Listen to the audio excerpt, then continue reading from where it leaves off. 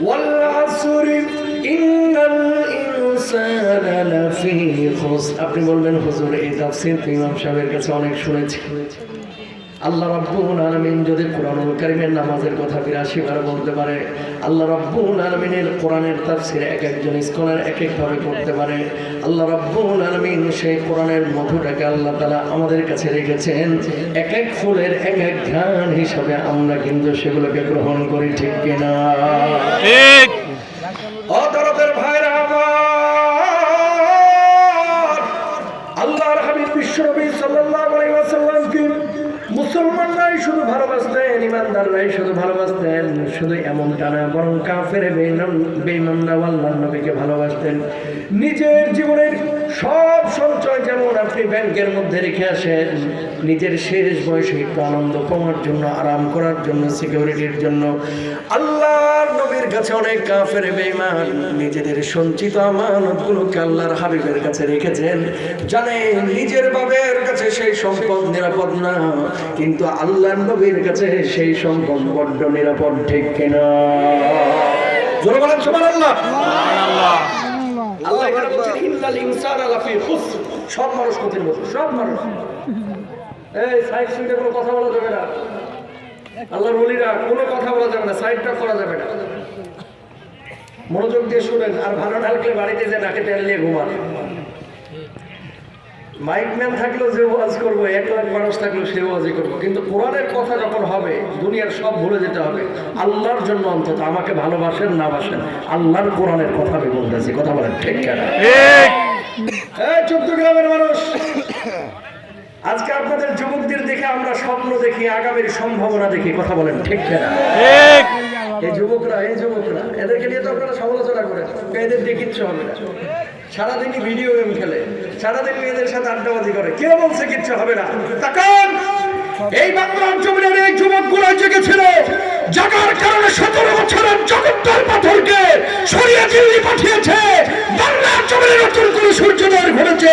আরেকবার যুবকরা জাগবে, আল্লাহর জমিনে করোনার আইন বাস্তবায়নের জন্য, কথা বলেন ঠিক?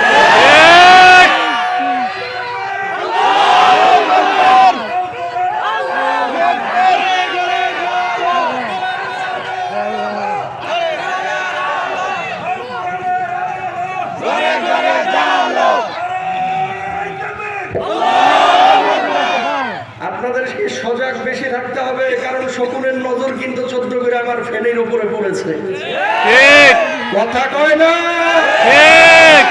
আপনাদের পক্ষে কথা বলছিলাম এক মাহফিলে, এজন্য আমার এই ভিডিওটাকে কাট করে ওপারের একটা হকার সাংবাদিক আছে দাদা বাবুদের, কথা কয় না কেন?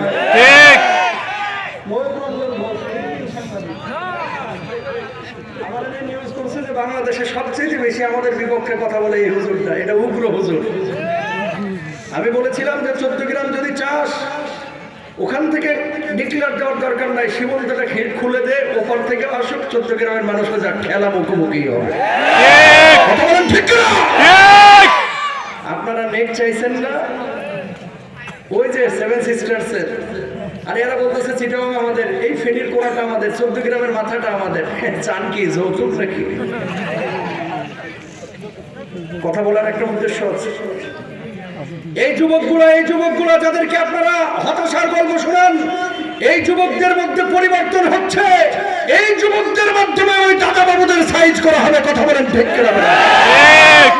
তোমরা আমাদেরকে সবক দিতে এসো না, উপরে আসো, ভালো থাকো, তোমরা ভালো মন্দ খাও, আমাদের রান্নাঘরে তোমরা উঠি মেরো না, কি রান্না হচ্ছে এটা আমাদের ব্যাপার, ঠিক না? সুতরাং পুরো তাফসীরটাই হবে আজকে যুবকদের সচেতনতার জন্য এবং মুরব্বীদের সতর্কতার জন্য। যুবকরা হবে সচেতন, মুরব্বীরা হবে সতর্ক, ইনশাআল্লাহ, ইনশাআল্লাহ। প্রিয় ভাইরা আমার, আল্লাহ রাব্বুল আলামিন কি বললেন? ইন্নাল ইনসানা লাফি খুসর। সব মানুষ ক্ষতির মধ্যে আছে। 4 শ্রেণীর মানুষ ছাড়া যারা ক্ষতির মধ্যে নাই, এরা কারা?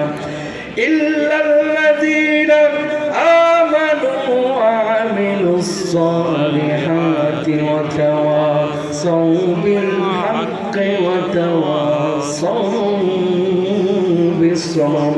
আল্লাহু আকবার।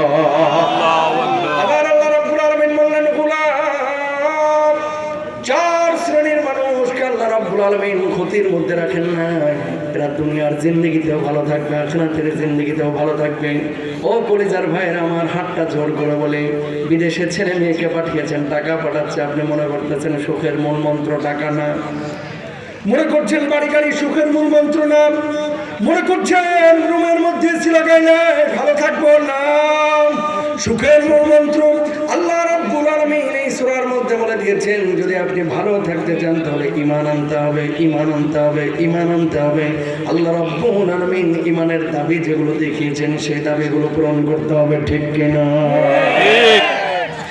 কলিজার ভাইরা আমার,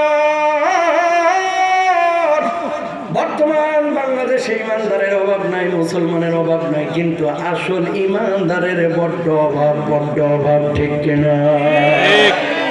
এই জন্য আল্লাহ নবী বলেছেন, কিয়ামতের আগে মসজিদে মুসল্লির সংখ্যা বাড়বে, ইমানদারের সংখ্যা বাড়বে, কিন্তু সত্যিকার অর্থে প্রকৃত ইমানদারদের সংখ্যা কমে যাবে। আল্লাহর হাবিব সাল্লাল্লাহু আলাইহি ওয়াসাল্লামের কাছে সব সময় কাফেররা এসে বসে থাকতো, এমনটা না, কখনো কখনো কাফের মুশরিকরাও এসে বসে থাকতো। এমন একজন সাহাবীর নাম হচ্ছে আমর ইবনুল আস। ঈমান আনেন নাই, কিন্তু আল্লাহর নবীর পাশে এসে বসে থাকেন। সাহাবীরা বললেন, ও আমর, ঈমান আনো না, কিন্তু আল্লাহর নবীর পাশে কেন বসে থাকো? কয়, না করিস না, না করিস না, ওনার কথাগুলো শুনলেই ভালো লাগে। যখন কথা বলে যেন মুখ থেকে কথা না, এক একটা মুখ তার দানা বের হচ্ছে। জোরে জোরে বলেন আল্লাহু আকবার।